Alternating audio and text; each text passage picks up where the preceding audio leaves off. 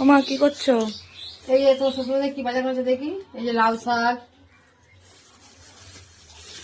শসা, এই যে ঝিঙে, আর কি আছে দেখি।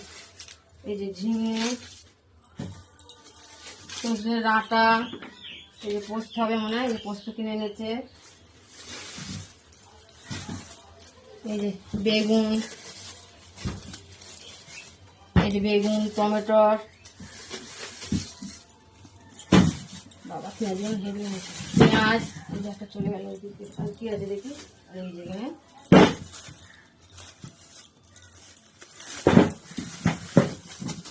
গাজর আর বিট, এই যে